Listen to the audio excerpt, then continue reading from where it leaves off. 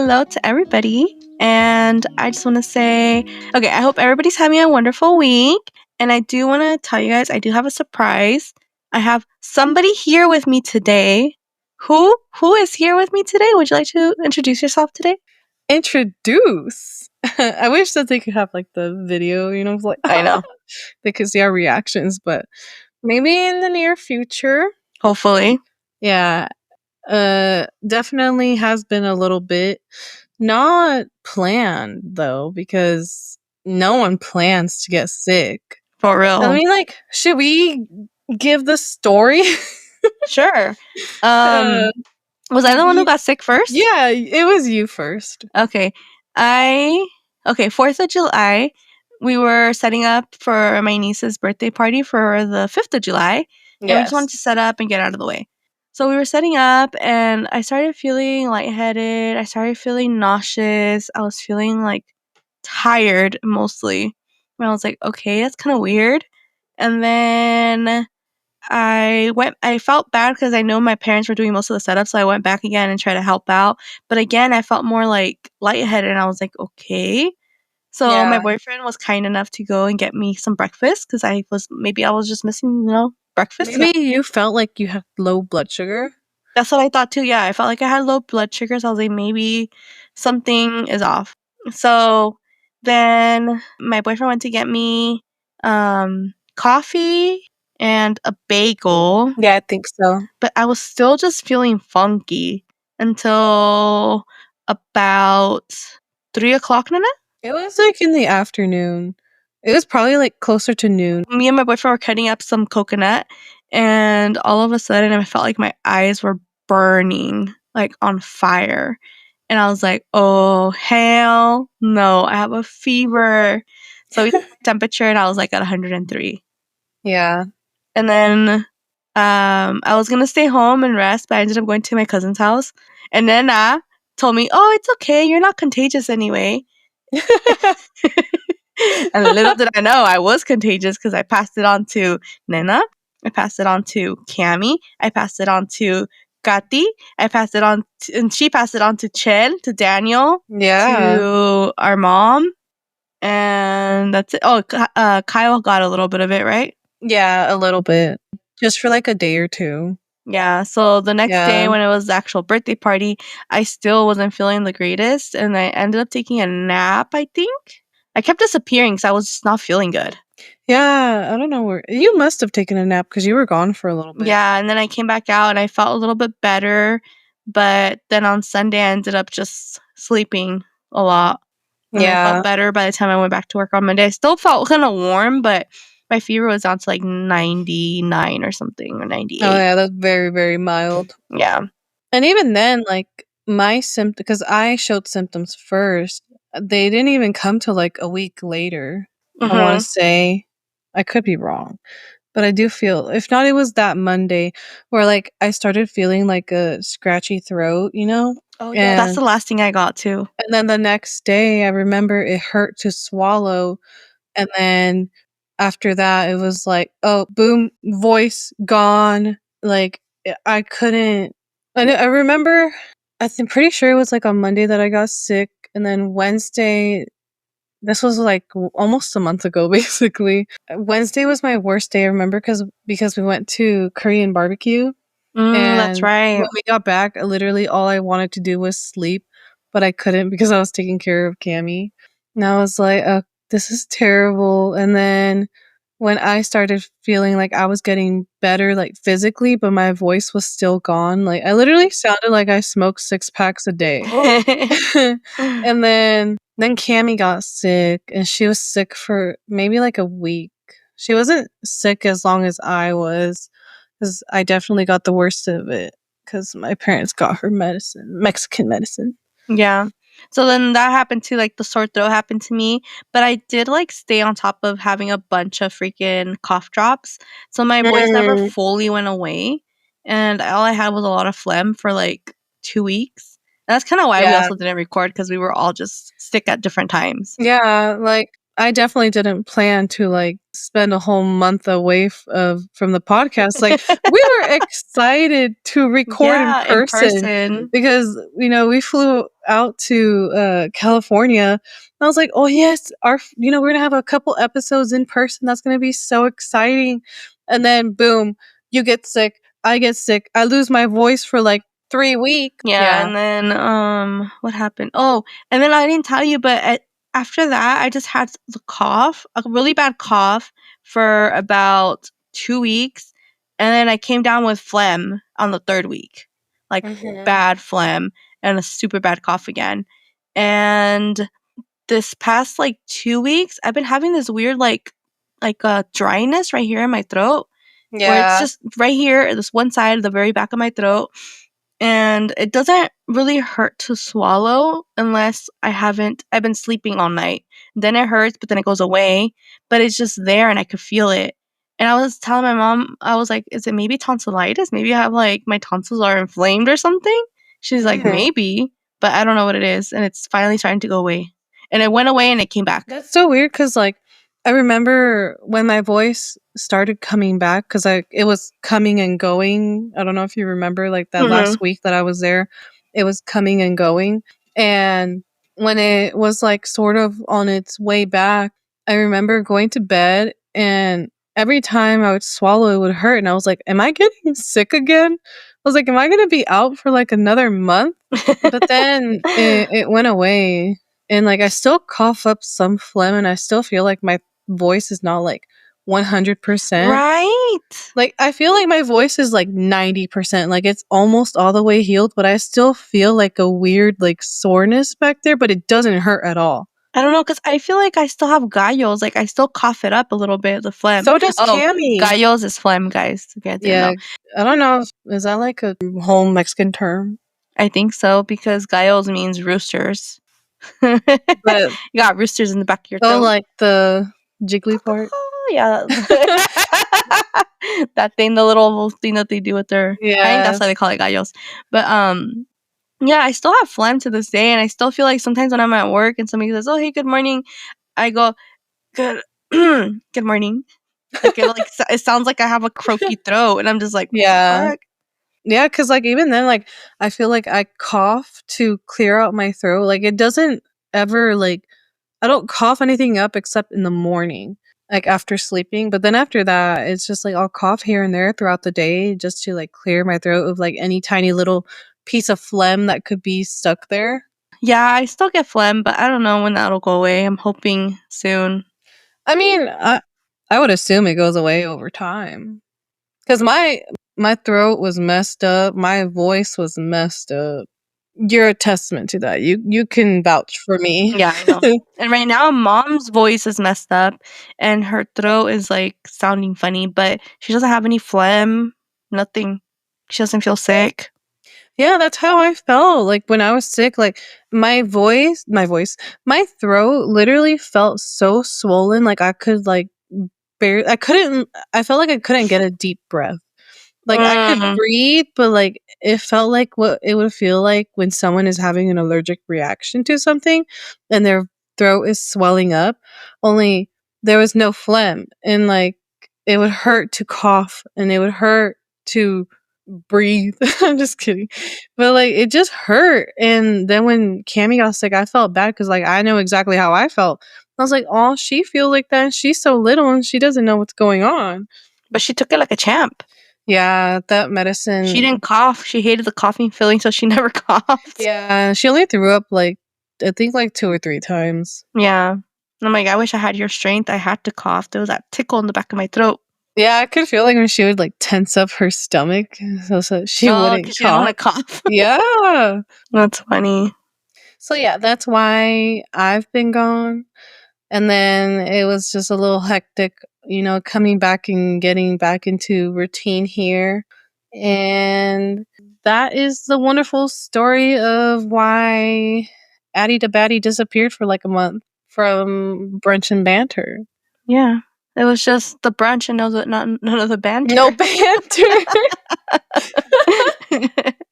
Because I think in one of the episodes I was like, I guess I could like banter with myself, but then that'd be kind of weird. That's funny. Okay, so we are on episode 26, guys. Y'all, we're almost in the 30s. Woo woo! I'm already in my 30s, but I'm almost in my 30s. Okay. So for today's episode, I want to open it up with a question. This is going to be a rhetorical question, Nina. Okay. Have you ever felt like you were constantly trying to improve, but still felt like you weren't enough? So today we're going to be talking about acceptance, changing, the push and pull between evolving and embracing, with the focus on how imposter syndrome sneaks into the battle. Oh. So, talking about imposter syndrome, Nina, do you know what imposter syndrome is? Yes, I do, because I watch a whole lot of YouTube and they always talk about this imposter syndrome and how they feel like they don't deserve almost like all of the, like, I guess, recognition, and also like all of the success that they have done through their work of, whether they do vlogs or mukbangs or documentaries. I don't know. Yeah. Like, they just can't believe like that the work that they do has become so successful. Yeah, so it's like someone's going to find out that I'm not as capable as they think I am, kind of thing. Mm-hmm. A lot of people get affected through this. Almost everybody does, including people who are successful. If you didn't know, you start like doubting your schoolwork, your regular work, your relationships, etc. Imposter syndrome kind of like convinces you to keep fixing yourself instead of seeing yourself. Yeah, I could see that. Have you ever gone through imposter syndrome, Nana? I think so. Like, I'm trying to think. Like, the only thing that comes to mind is when I joined the swim team in high school, because literally, like, every person on the team was, athletically built. And so none of them were my size. So I felt so out of place, like, especially at the swim meetups, like when you go race other schools. And I remember I felt so like out of place, like I should not be there because of my size, that I like dropped out like halfway through. I was like, yeah, I'm not doing this. So I left. I was gonna say, do you like attribute that to your physical self, maybe, and like you weren't good enough, like you weren't like at the right body composition to be Yeah, there? because like I feel like just like all the people that were staring at me, like, all the parents that were there supporting their kids, and the other kids, like, I felt like they were like, oh, obviously she's gonna lose, and I never came in last place, and I never came in first, because like obviously they're really fast. But still, like, I knew I was a good swimmer, and I could literally hold my breath for like so long. Well, not anymore. Yeah, you could. Yeah, like, and it just got to the point where I just like started feeling really uncomfortable with like all the people staring, and me in my own head, that like I couldn't even swim without just constantly thinking like all these people are watching me. They probably think I shouldn't be here. I'm like, maybe I shouldn't be here. And then I was like, you know what? Like, we're halfway through the season. I'm gonna dip. See ya. I see. So you let imposter syndrome beat you. Pretty much. I mean, I honestly didn't really care, because like it was just like a extracurricular. I don't know if I've been through imposter syndrome. I might have. I feel like maybe with like the job I have, like I know I got the job because I knew somebody there, so it's kind of like, am I even capable of doing this job Yeah. or advancing through my job little by little? And I was like, okay, so I am capable, but at the same time, like doing invoices and stuff is not something I know. So half the time I'm like, am I even doing this right? Like doing all these like things at work where I see like our budget and stuff, and I'm just like, am I doing this right? Like what if I'm like not paying enough attention and I'm doing a bad job, you know? Yeah. So that kind of does like stem from that, but then I have to like remember like, no, I got this job for a reason. I've had it for a while, and I've been in this position that I've been in for a while, so I know I must be good at it in some form, in some way. I mean, if they're keeping you there, you must be doing something right. Right? That's what I said. Yeah, I can see that. Yeah. So then, like, that kinda brings on the pressure to change, Mhm. right? Because you wanna either change to accommodate the imposter syndrome or change to try to, like, combat it. Yeah. Social media kind of really plays into this because social media makes everybody look like they're perfect.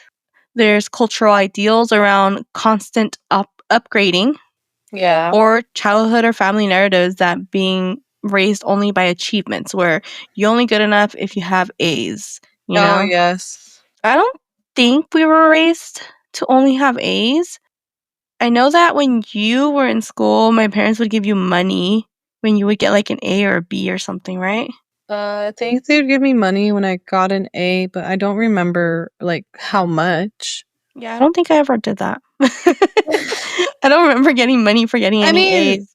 I remember, I think in junior high, I was not a straight A student, like, I did have mostly A's. There was, like, 1 or 2 classes where I would get, like, B's. I know I got a couple C's, but they never really said anything. And then in high school, I failed my first class freshman year, and they never really got me in trouble or anything. They were just like, I don't know. Really?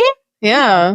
What the heck? Look, cause I told them too, like I got in so much trouble for failing classes or not like getting a good grade on my test. I think Mother, where are you?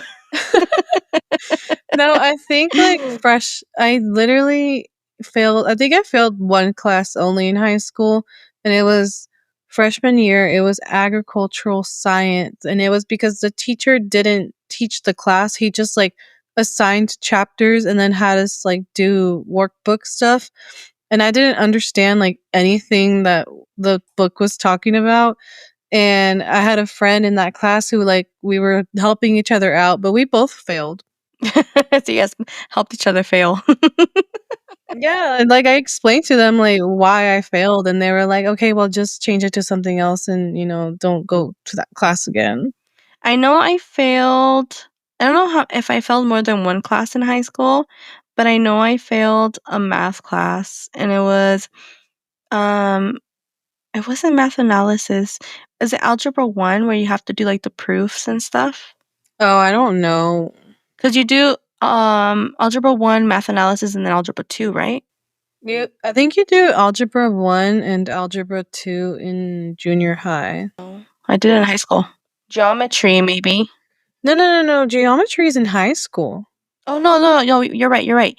I did it was a high school class. I wanna say it was the first class where you have to do the proofs, where you have to, like, show why something is something. I don't remember Is that, exactly the like, the words. sine, cosine stuff? I think so. That might be geometry then. Okay, so I was in geometry then.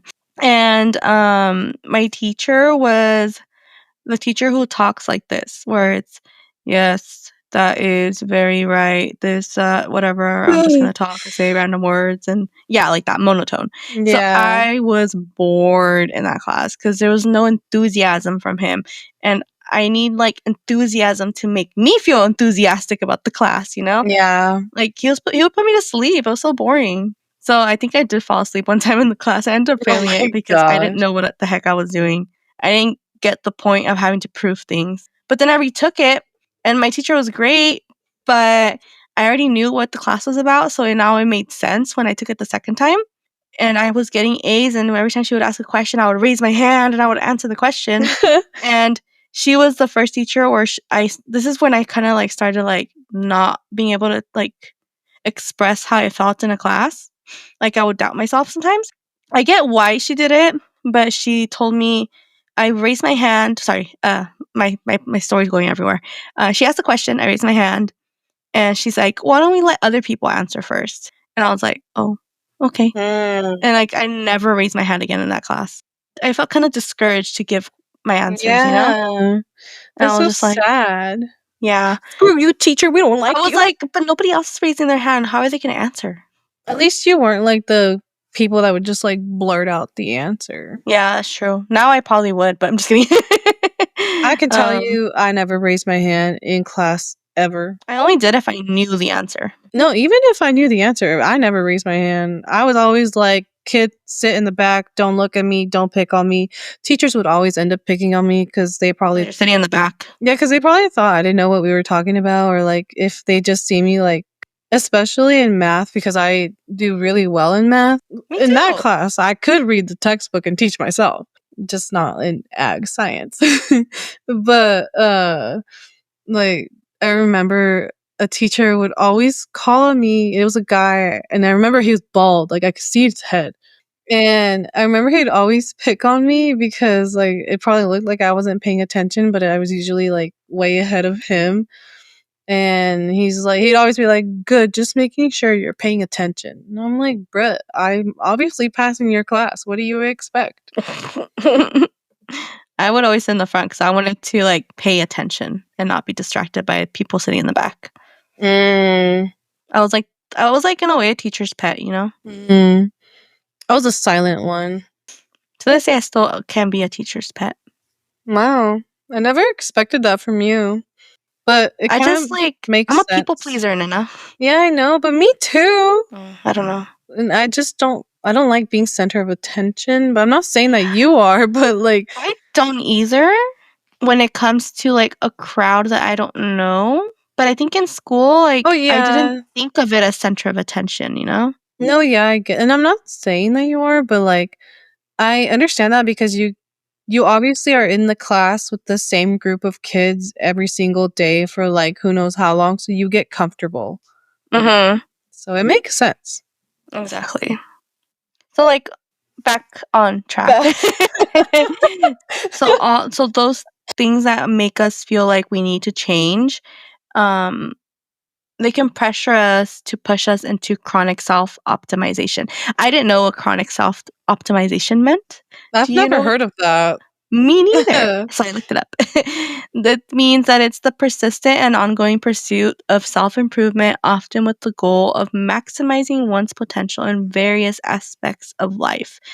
And hearing that meaning, I kind of see that for myself because I feel like I always want to try different things and become good at different things.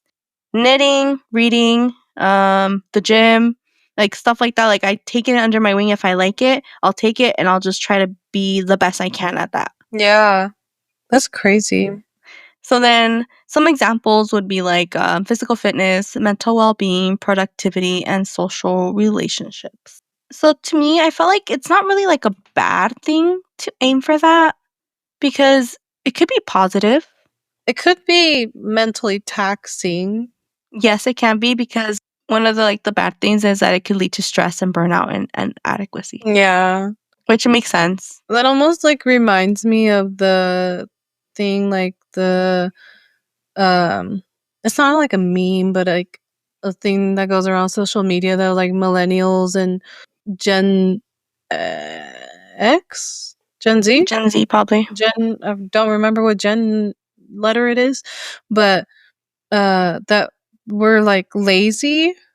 I think it's Gen Z that is coming off as people call them lazy. Yeah, because like I could see that they could almost. I don't really know if my thought will come across like making sense, but like they've almost put us in this like imposter syndrome because when they were our age, they like already had a house, already were married, already Mhm. had all their kids born, and they're just working and living their life. And like we're not in that same boat, at least like most people our age, are like barely getting their first house, or still living with their parents, or not even like having their first kid yet. Like it's normal for someone to be in their 30s and then they're going to have their first kid instead of like back in the day. It's like, "Oh, I'm 22 and I'm on my third child." Okay, so that kind of makes sense because sometimes I do question myself because I'm 33, I don't have any kids, not married. I am with somebody, but I'm not married. Um, Right. and I question myself because like I think about like how my dad would always tell me, "Oh, at your age, I was doing this. At your age, your mom was this. At your age, this and that." And I'm Yeah. just kind of like, it kind of makes me now doubt myself, thinking like, "Am I doing a good job growing up?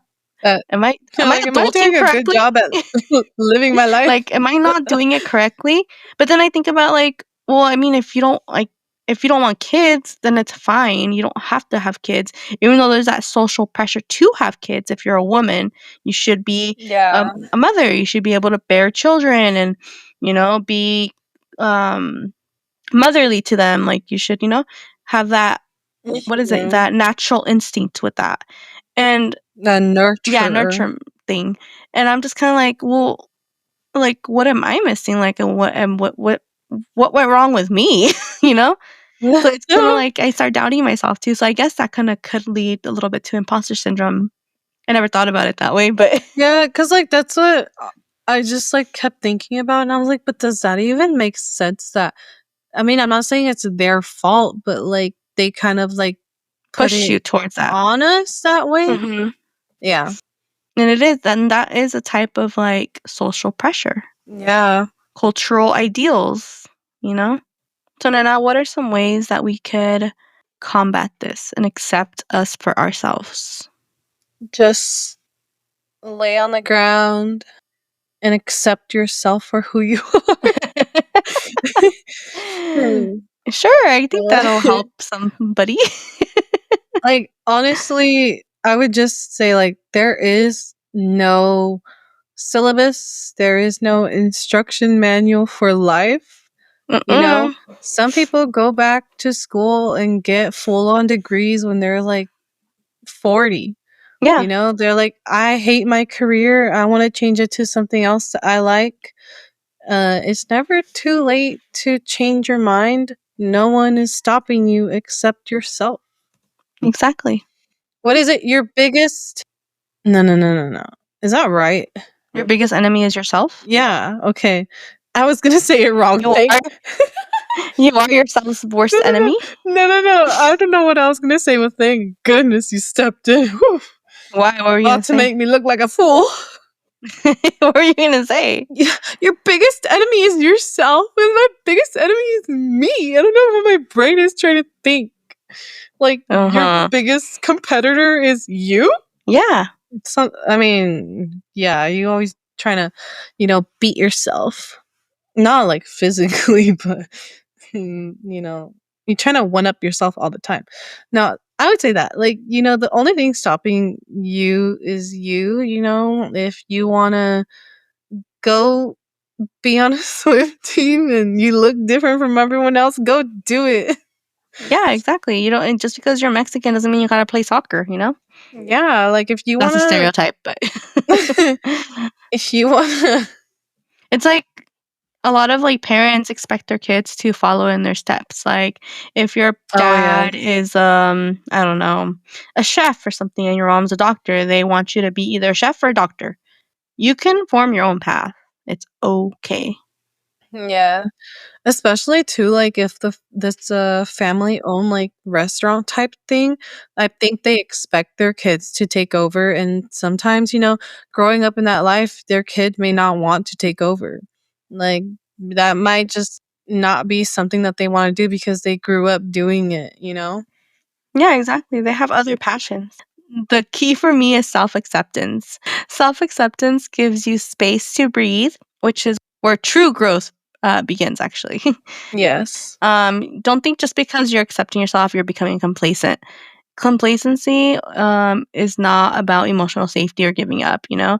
That is called acceptance. You are accepting yourself emotionally, and you are not really giving up per se. Yeah. You're sitting with your emotions, but not always trying to fix them. Making peace with your current chapter, the chapter you're in right now, rather than working on your whole book all over again. Yeah, that's almost like that just reminds me, like when they say it's okay to cry because sometimes you just need to cry it out. You need to have a good cry sesh and then you're okay and you move on with life. Yeah, exactly. Don't be afraid to cry and let your emotions out because you don't want to bottle them up. I know we talked about this before, but bottling up emotions is the worst thing you could do. You're just gonna like explode, and people are gonna be like, "Whoa, what's going on?"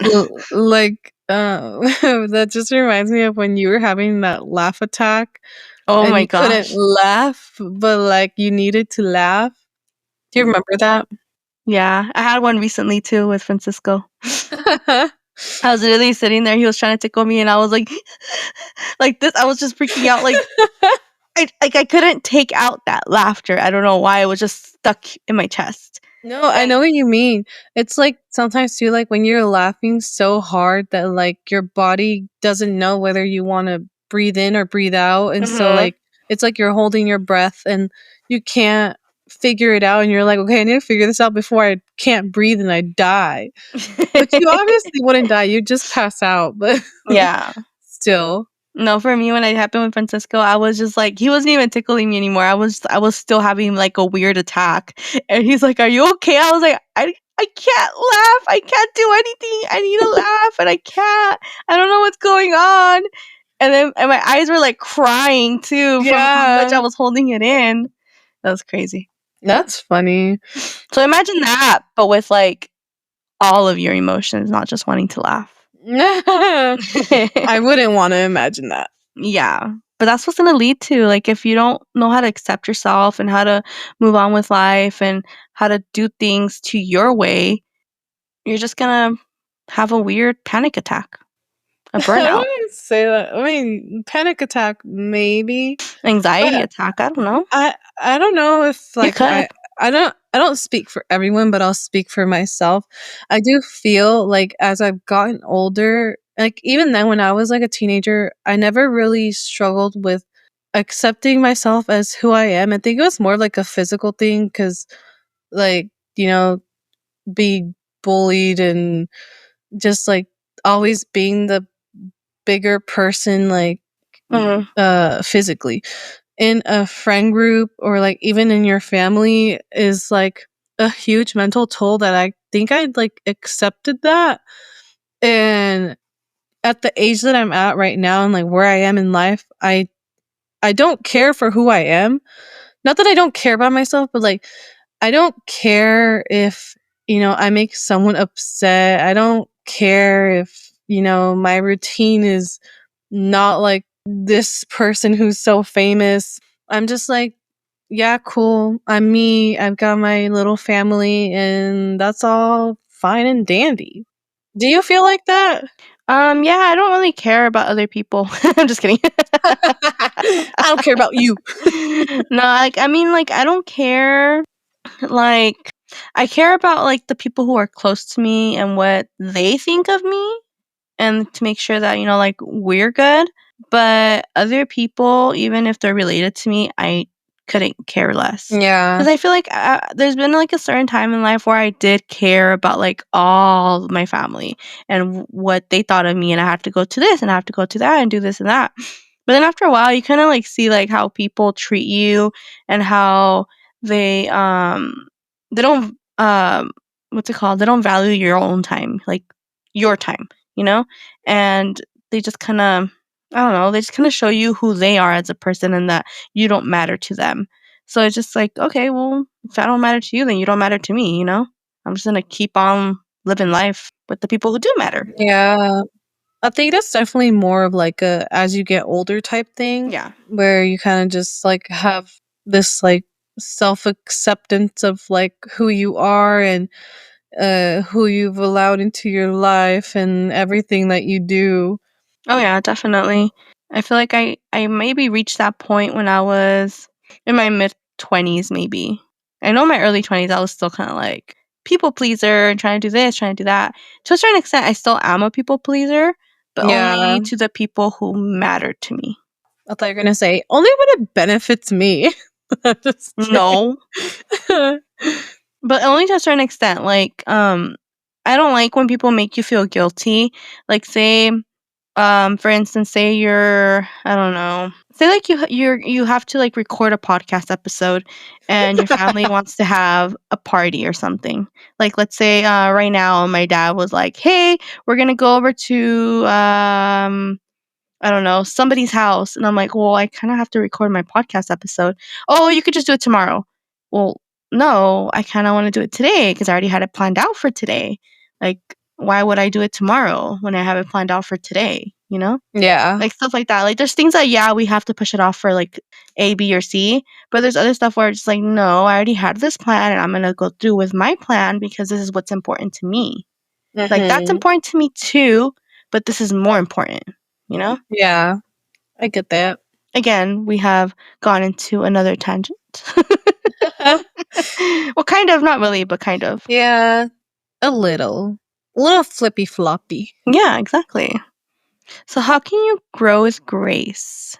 Where you could grow from a place of self love, but not shame. Kind of like, I'm already worthy and I want more.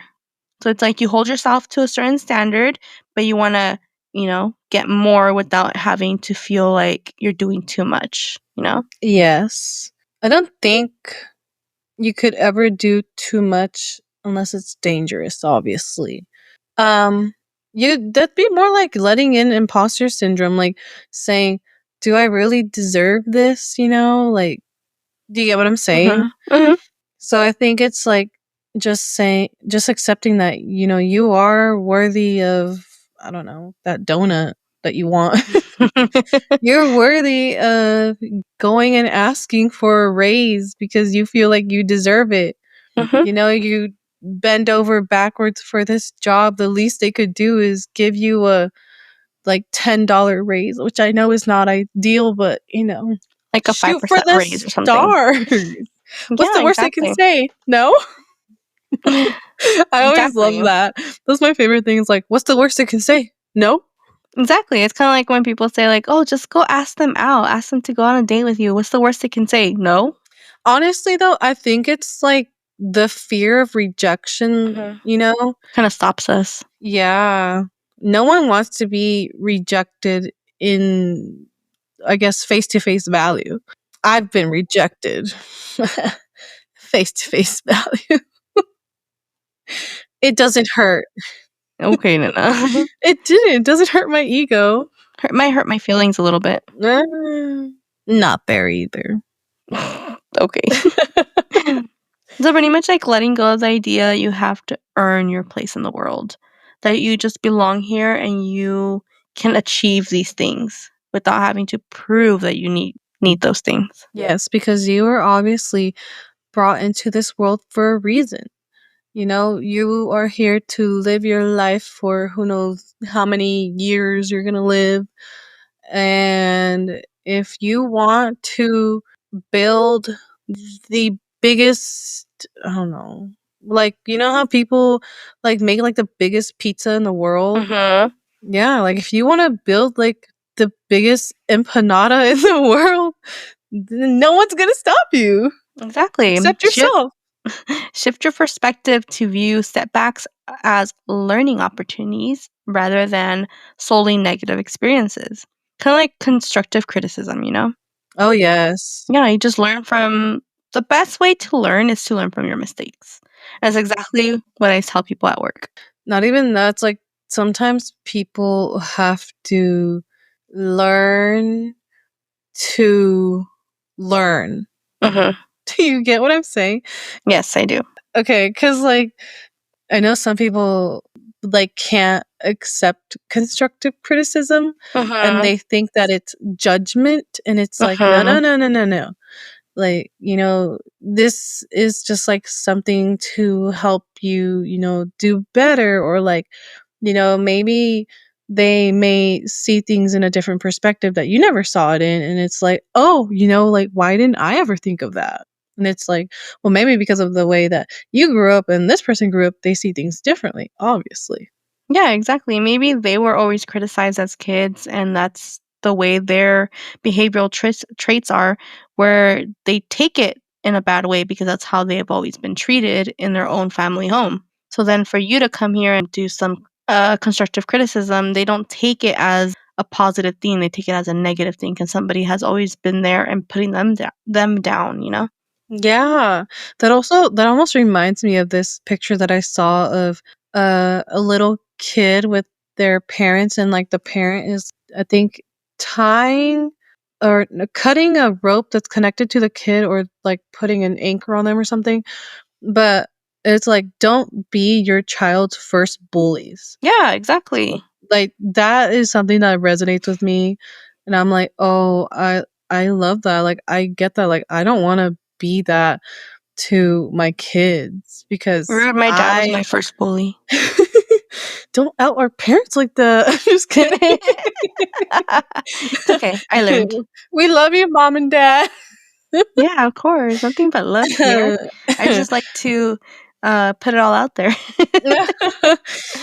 But like I'm like, oh, I live by that. I love that. I don't want to be the reason that my child has, trust issues or like the way they see themselves is, Body image issues. yeah, like I want my kids to like feel like, they're so smart and they're so beautiful and they can do anything that they put themselves to.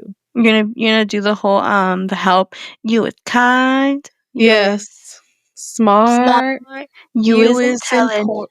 Oh, you is important. Obviously, one of us has seen it more than the other. Yeah, I know. So, like, a good way to help with growing with grace is to change your language, analyze what went wrong, and focusing on growth and resilience. Resilience. Yeah, We resilience. love a resilient being. Like a So lizard. I feel like you're dumb. Sorry, it's because I thought, like they lose their tails and then they grow it back. Oh, that's true. Or like a snake, they lose their skin and then they grow it back. Yeah, but that's because they're getting bigger. Well, that's true. But it is really cool when they shed. I've never seen it, so I don't want to see it, so I'm okay. For me, for like a good example for this, I feel like in a way, like the fitness journey and like eating in general. I remember when I was younger, I'm laughing because it's funny. I would talk down to myself a lot. I would be like, "You're so fat," and this and that. Like I would be mean to myself, but probably because like that's how my dad was to me. So I kind of like took it in myself to talk down to myself, and it doesn't do anything other than make you feel like less of yourself, honestly. Oh my god. I would look in the mirror and be like, "You're so fat." Like Like you you think said that in your head or you said it out loud? I don't remember. It was such a long time ago. Oh But my I know I gosh. either I thought it or I said it. But like now I'm just like I don't tell myself I'm fat. I'm just like, "Oh, okay, I lost some weight. Okay." Like I kind of just try to focus on the positive stuff now. And Yeah. like when I eat, I'm just like, "Okay, well, I had like today I had cereal, and cereal's not like the best thing for you because cereal takes up I didn't realize, I forgot that cereal doesn't have any fiber because they strip it away. Mm-hmm. So cereal's not always the best thing to have, but it's so delicious. Yes. And I'm like, "Well, that's fine," because like, you know what, like, I, um, I don't know, like, I'll think of, like, the foods that I did have, and I'm just like, "Well, these were good like, good things to have, and they weren't too bad for me, so this bowl of cereal is gonna be fine," you know? So I kinda try to focus on that positive shift rather than solely, like, talking negatively to myself and being mean to myself. Yeah. The best thing that I learned, like, uh, just on the topic of like food and fitness and body image was that your body knows no difference. Your body doesn't know the difference between a celery stick and a cookie. Your body just sees, oh, carbs. I need that. Oh, protein. I don't think a celery has protein. A cookie might, but like, oh, sugar. I need that. It's like, oh, thanks. All the extra, we don't need it. Throw it away. And then, it gets turned into like stuff in your body. Do you know your brain mostly needs fat? Oh yeah, because a lot of people who lose a lot of weight when they're like super skinny, like their thinking is not always the most logical, you know? So they're dumb. I'm just kidding. No, I didn't say that. They're mentally impaired. In a way it is because I think about it, like people who are super skinny, what's it called? They're always tired and they're always this, you know, and that because your body is deprived of nutrients. Yes. So some great tools to navigate this would be like asking yourself some questions. Am I changing because I feel broken or because I'm growing? Would I still pursue this goal if no one was watching? That is a very good one. Because, like, if you think about it, nowadays, everything is out. in the open. Everybody knows what everybody's doing unless you, like, are a hermit and you don't have internet and you just don't go online, you know? But Yeah. literally everybody knows what everybody else is doing if they wanna find out. Half the time, I use myself as an example because I never go online anymore. I'm not on I mean, I'm on Instagram, but I don't go on Instagram to see what other people are doing or Facebook to see Mhm. what other people are doing. So I'm assuming people do the same thing. So if they wanna find out, they can, but it's all out there. Mhm. So if it wasn't out there, would you still be doing this thing? Or are you just doing it just because you wanna feel, what is that word? You wanna feel valued through other people's eyes. I could see that. Especially with our background, Mhm. I could see that. Because I remember when I went to like straight out of high school, I took summer classes at the community college and I didn't know what I wanted to do, and I remember I looked up like what makes the most money and like Medical field. yeah, I know, like, you will keep your job, like, you won't lose it, and people always need, like, healthcare workers and people who work in tech, and I was like, "Well, I'm not smart enough to be in tech," and that's just because, like, I don't like, I remember I'd never liked statistics, like, any word problems I was really bad at, I just like, basic math. Once you started, like, getting all these crazy symbols in it, I'm just like, "Okay, I don't want that math." But, uh, I remember I was like, "Okay, nursing," and then I went into it, and then I remember one of the teachers was like, "If you're really bad at taking tests, I don't recommend this job field," and he was right because like, I was really bad at taking tests. And, I do remember that the reason that I went to school was because our parents pushed it so much, and I never knew what I really wanted to do. Obviously, when I was younger, I always wanted to be a vet, but I didn't have the heart to be a vet. Like, I would probably be sobbing every single day in the back, wouldn't even be able to do my job. But I remember because like, they were always like, "Oh, your sister went to school, and then, like, when you decided that you didn't wanna be in school anymore," Oh, yeah. and they had a hard time with that. So then I was like, "Well, I can't do that because they're gonna hate me." And then I remember I took all the classes I could take for RN, registered nurse, Mhm. and after I think like the last biology class, then you had to like move to a 4 year. That was when I miraculously moved to Michigan. And I took like I think a year or two off of school, and then that's when I was looking at like what do I want to do? And I ended up going into nutrition because I think I just needed like one more year. It was just like a few classes and I was like Mhm. honestly I could do that. And but I would say if it wasn't for like our parents' pressure, I probably would not have gone straight to community college out of high school. Yeah, I didn't like that because I wanted to take some time off and kinda, like, think about what I wanted to do, you know? I didn't Yeah. know what I wanted to do, so that's why I pursued teaching because that's what my mom did, I'll just follow my mom's footsteps. And Yeah. I didn't like no, actually, I pursued nursing first. I was thinking about doing nursing because I knew you could get really good money from it, and I just was like, "Okay, well, maybe that." And then I went to donate blood, and I was like, "Yeah, I don't like needles, and I don't like blood, that's gross." Yeah. And then I decided to do, teaching, and I don't know why I didn't because I felt like it's a lot of responsibility to do teaching. You're teaching the next generation, and that falls on you. I mean, and I know it's not just you, but it does feel like it's falls on you, you know? So, I was like, I don't know if I wanna do that." And then I didn't know what I wanted to do after that. I didn't have any other clues. I didn't know what I wanted to do, so I stopped going to school because I honestly did not know what I wanted to do. And I think I started working at the library and I was like, "Okay, so I like to read. I know I like to read." But I couldn't see that as like a profession because what am I gonna do? Read books for the rest of my life? Like nobody wants to pay you for that now. I mean, now they do, but back then that wasn't something you think about. Yeah.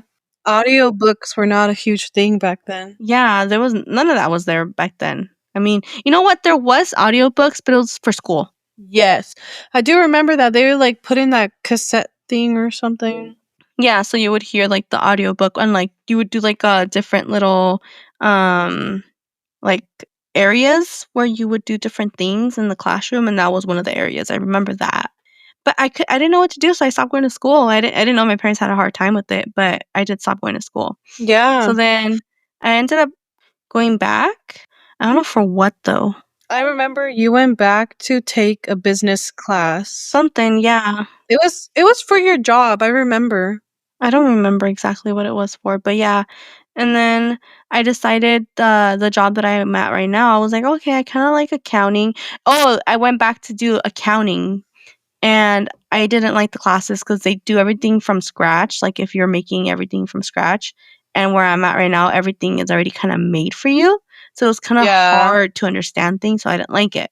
So I ended up not pursuing that. And then I went back again for I don't remember what. I went to Ashford for something. Might have been teaching again? I don't know, it was something, I can't remember what it was. And then I stopped again, and then I went back again now for accounting again, and I actually like the classes now, they're not that bad. I didn't know you went back that second time. I think so, I don't know, I don't remember, I just remember going to Ashford for one thing and then stopping and then going again. Yeah. I'm like, I'm about to out our parents. No, I do remember they were like upset that you were not in school anymore. And I think like I'm sure other people could relate too because I feel like we're the generation where we made not going to school kind of normal and that you can be successful in many types of careers where you don't have to go to school. Exactly. Obviously, some careers you do need a degree so that you can be promoted. But you can get your foot in the door at least. Yeah, like they are usually willing to pay for your schooling if it will benefit them and I guess you at the same time. Yeah, exactly. But yeah, I didn't like the fact that they pressured me into going to school right after high school. I think that's kinda what turned me off from going to school. I mean, I give them like, I don't want to say like benefit of the doubt, but I understand where they're coming Mhm. from, especially when, they are the ones who sacrifice their families that live in Mexico to live in the The United US. States. Mhm. And I get that, you want your kids to be successful and, it makes sense in my head because like that's all you would ever want for your kids because you can't always be there for them, but it's also like how do you know what you want to do with your life and like where you're going to make all the money for the future that you will live when you're 18? Exactly. That was my point. All you've done is go to school. Like you don't even know, if you like, I don't know, like welding. You don't know if you like scuba diving. You don't know if you like, working with like whales or, sea creatures. Like Mhm. you don't know any of that stuff until you experience it. Exactly. Like, what if, like, when I was, going to school, what if instead I found a job at, I don't know, a pottery class and I found out I actually really like pottery and I Yeah. started my own business and I started a pottery business, you know? I mean, I don't know Yeah. if I would have, but but you never know. Like, what if I would have done that and then I went to school for business to be able to, continue with the business area and then, there what if that would have lined up my ducks and I would have been right now some big time pottery person, I don't know. Yeah. Or art, because I know I really like to do a lot of art. I like to do a lot of creative stuff. I know that for a fact, and I know we're going on a tangent. I really don't care. This is why we have the podcast. This is why we have TikTok. Self Exactly. plug, self promo. I'm just kidding. But yeah, like I like to do a lot of art stuff, and I remember I when do I remember like was all your paintings that you had in your yeah. room. In 4th grade, I remember I think it was 4th grade, I did a watercolor of, a computer screen that had a background of the sunset, and it was my teacher put it into some type of, like, art show thing, and I got, like, 1st place or something, Yeah. and my mom kept it. It's up in the attic somewhere. And I was like, what if I would have pursued art back then? I would have probably been really good at it by now, and I would have been. I know artists don't make a lot of money, but I could have been doing a couple bucks here and there. You don't know that. They sell The banana with the duct what do tape. they say? No. They say the beauty is in the eye of the beholder. Yeah. But like legit art is like so subjective. Like what one person sees is not going to be the same as the other person sees. Kind of like those ink blot tests that they do to you to see if you're like crazy or you're like a sociopath or something. Why? What would you see if you were a sociopath or crazy? Well, there's like different things. Or like there's one where I think it's a butterfly, but they can see a skull or like a clown or something else. I forget the images. I do remember the butterfly. But that's crazy that you honestly I do remember you had a bunch of art stuff. I was also really into art. I was not good at all, but I really enjoyed it. Like it was really fun. And then also drama class was also really fun. That's also another creative outlet. I remember that I always wanted to like be an actress, but now like with the personality that I have and who I am, I don't think I ever would have survived. I guess not, Nana. I know, seriously. I feel like most of them have like pretty thick skin, and I don't think I would have survived. Yeah, you're too much of a drama queen. Yeah. And us Scorpios are crybabies, so. Yes. But yeah, so I don't know, like, what I would have been if I would have pursued a couple of my passions. Well, that's why we live in the day and age that we do now, where we have TikTok and you can go viral, and all these people have these successful shops and these like have you seen this man who's like literally I don't know how he does it, but he like tie-dyes shirts to specific like pictures or like whatever he like does, like the way he like ties everything is so cool, and it's like all tie-dyed. I'm like, how can your brain see what you're creating when this thing is like all with like all these rubber bands? Like Okay, how? I'm not that creative. I just like some creativity. No, but that's what I'm saying. Like people show these hobbies that they have that they're so good at that all of a sudden they're making money off of, what they like to do. Yeah, exactly. We're way off on a tangent, like way I off know. now. Let's navigate this back. Yeah, let's steer ourselves back. So, some tools to manage imposter syndrome are like write down your wins, even if they're small ones, just write them down. And that way you have something to look at, something to reference. Talk to your inner child. You know, we all have that inner child. We all want to please the inner child. Let your inner child live, but don't be a child either. Like, be a grown person. Just talk to your inner child. Yes, don't be childish. Yes. Use mantras such as like I'm allowed to take up space, Give yourself that good vibes, the good advice. Let yourself feel good about yourself. And it's always going to take practice. You're never going to get it right off the bat. Practice is key to balance, ambition, and rest. Balance.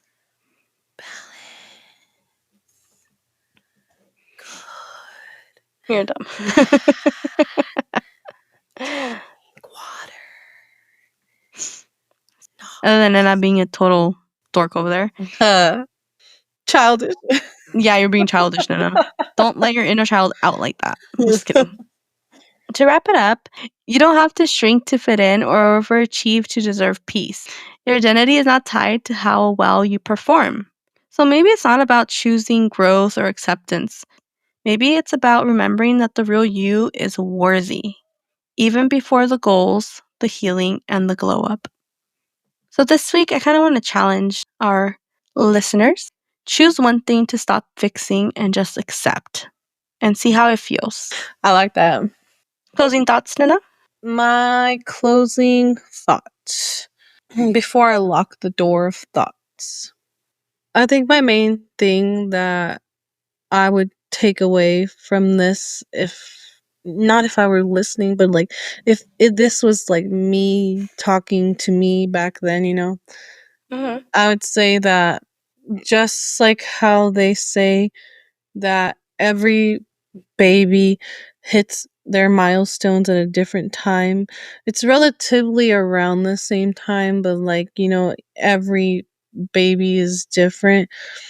It's the same when you're an adult, these so-called milestones of, getting married, having a partner, getting not getting married. I already said that. Getting a house. Yes, getting a house, having kids, all of that has its own timeline for everyone, and it's not going to look the same for everyone because we are not a blueprint. And also that, you have purpose and you are destined to live your life the way you please. So Exactly. don't be a people pleaser, and don't be an imposter to yourself, because like, who you trying to impose? Does that make sense? Who are I you don't trying to even. imposter? I'm like, is impose the word? I think impose is the word. It's okay for you to want more, and it's okay to do more. And if you want less, it's okay too. You don't have to be top notch, extra extra. If you just want to be basic, that's okay. Yeah, exactly. I like being basic. Thank you so much for tuning in with us today. I hope you guys had a fun time like we did, talking about embracing yourself, changing yourself, accepting yourself, and getting rid of that imposter syndrome. I hope you had a lovely little surprise that my sister joined me today. Whoa, don't And say join me. but you did join Say, me. baby, I'm back. Okay, she did the whole Arnold Schwarzenegger. I'll be Hi. back. we What were you gonna say? that was I'm back. no, that it's funny because like we said that in another episode when Ched Oh, was Che. gone for like 2 weeks or something. Yeah. Don't forget, if you would like to reach out to us, I will list all of our socials down below. And that, oh my god, I just realized something, Nana. When I What? posted the episode, I didn't tag the Instagram or the TikTok. I just put follow us on Instagram, follow us on TikTok, but I never actually linked it. I will do it right now. It has the email though, How did you remember that just now? because I was about to say that right now. And it just my brain went back and pictured it in my head. Tisk tisk. I'm just kidding. Don't forget, if you would like to reach out to us, I will post all of our socials down below. Our email, our TikTok, and our Instagram. You can reach out to any of us. And we can't wait to talk to you guys again next week. See you soon. Bye. Bye.